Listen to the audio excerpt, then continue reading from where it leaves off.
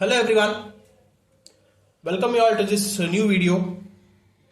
So in this video we are going to be discussing about effective aperture and directivity of a short electric dipole. Okay, so in the previous video we have seen with the relationship between effective height and antenna aperture, right, where we have got with one expression that is antenna aperture is equal to AE is equal to HE square Z0 divided by 4 times RR, where H suffix E is the effective height, Z0 is the intrinsic impedance and RR is the radiation resistance. So now with respect to that effective height only, we are going to effective aperture only, we are going to see the relation with respect to directivity. Okay, with respect to directivity, what we get the conclusion, what we get the expression for a short electric dipole. So before understanding the relation, we need to be knowing what you mean by a short dipole. Okay, so here you see here, this is the short dipole in a three-dimensional surface. I have represented is short dipole. Short dipole, what it consists of? It consists of one dipole only. In terms of antenna, I am going to write it. So this is a dipole where this is a short dipole which is not completely attached in a straight surface. It has a gap, and in order to fill that gap we are adding one radiation resistance in between, and this is the length of that short dipole. It is given as L, and this is the wave which is getting traveled through the space which is mentioned here. It is getting passed through the radiation resistance with some current induced, and the figure is somehow like this. Okay, so this is called as a short dipole. So this is that figure. Now let's get to the explanation. So let a plane wave be incident on a short dipole. Incident means getting placed. So that's why from this direction the wave is getting entered, incident. So the wave is assured to be linearly polarized, wave through electric field E in Y direction. Okay, so it is linearly getting polarized in Y direction. Okay, so it enters here and it passes through this and it goes in the Y direction. Okay, yeah. So the current, so the resistance R suffix T, that is the terminal resistance, is assumed to be equal to RR. That is the RR, that is the radiation resistance, is equal to the terminal resistance RT in this case. Okay, so RL is assumed to be equal to 0 here. So here the load resistance is equal to 0 because we don't have any load, because it is in a straight line. We don't have any other interconnections between these short dipole. So that's why here the load, there is no presence of load here. So that's why the load resistance RL would be equal to 0. So now the maximum effective aperture, that is A suffix EM, we need to be knowing for the short dipole, that is given by this expression, that is A suffix EM is equal to V square divided by 4S RR. Okay, where this S here is not the power density in this case. In case of short electric dipole, S is the pointing vector. Okay, S is represented as a pointing vector in case of dipole, whereas in case of antenna it is power density. Okay, so you should be knowing that term, where V is the voltage induced. It is given by V is equal to E times L, where E is the electric field and L is the length of the dipole, and S is the pointing vector, R suffix R is the radiation resistance. So this is the maximum aperture which is going to be getting attained in this short dipole. It is given by this expression. So name this as equation 1. So now we know that radiation resistance of a short dipole. So this actually concept is not done to you guys till now. It would be in the later stage of the 4th module and in the beginning of the 5th module.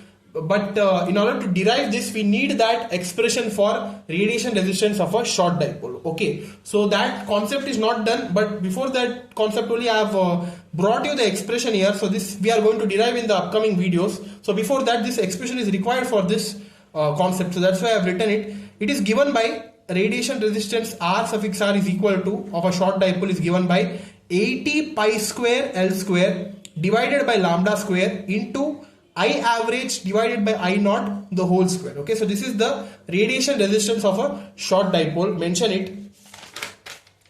Then solve this. That is the radiation resistance, what it would be.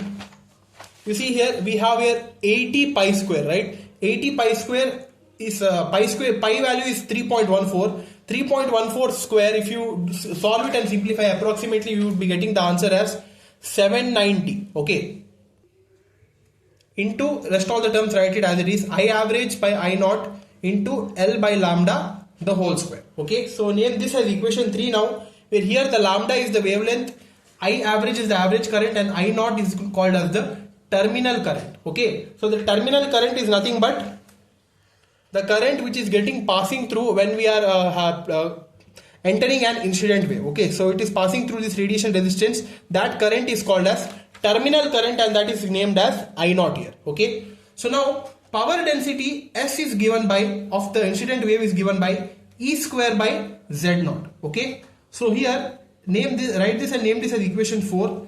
Now assume the average current to be equal to I naught under no loss condition. If there is no loss, why we should be considering this condition? Because we don't have any load, that is RL equal to 0. So if there is no load, then it is in a plane surface. So in a plane surface there is no loss. So that's why in a no loss condition you need to be considering this term, that is I average should be equal to the I naught. That is average current is equal to the terminal current. If you put that in this equation, what it would be? Here this would be I naught only, so I naught gets cancelled. So we are left with radiation resistance RR is equal to 790 into L by lambda the whole square. Okay, so this is the radiation resistance. Now what to do? This radiation resistance, whatever we got, substitute in the first equation which we have written for maximum effective aperture, that is V square by 4S RR, right? So substitute that.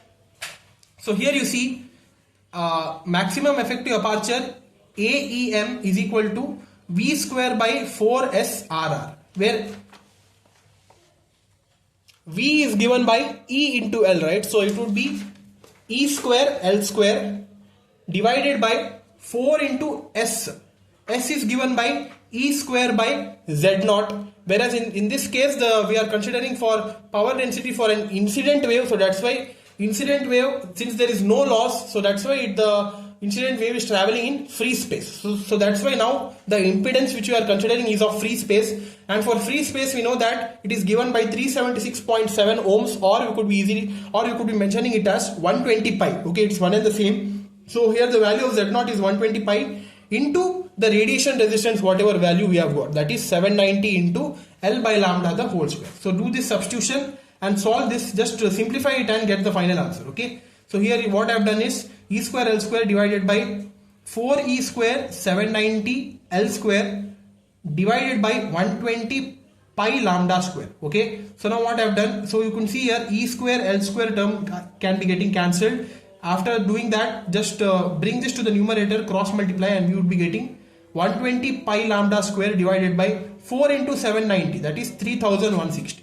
So here E square L square term goes, so we are left with 120 pi lambda square divided by 3160. So this part, this is the numerical part, if you solve it, that is 120 pi or 376.7 divided by 3160, we are going to get the answer as 0.119 lambda square. Okay, so this is the maximum effective aperture of a short electric dipole under no loss condition. Okay, if there is no loss, we should that is equivalent to the impedance would be in free space, and under no loss, this is the expression we get for maximum effective aperture under no loss. Okay, so now with respect to this, you could be calculating even the directivity. So the directivity is given by D is equal to 4 pi into the maximum aperture divided by lambda square. Okay, so here substitute the value of maximum effective aperture, that is 0.119 lambda square. Lambda square gets cancelled,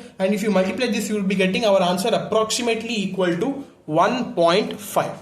Okay, so our directivity is 1.5. Therefore, you could be concluding with the statement that for a short electric dipole, the maximum effective aperture is not completely equal to directivity, as it would be varying with respect to the factor of the wavelength provided. Okay, so if with respect to the wavelength, it would be getting varied, and it cannot be directly proportional to each other. Okay, it is separated by a factor of wavelength lambda square. So this is the relation between maximum effective aperture and directivity of a short electric dipole. So this you need to be knowing it. This is very important. Note it down. And in the next video, we are going to see with the maximum effective aperture of a half wave dipole. Okay, so that we are going to see in the next video. So stay tuned for that. Thank you. Like this video, subscribe.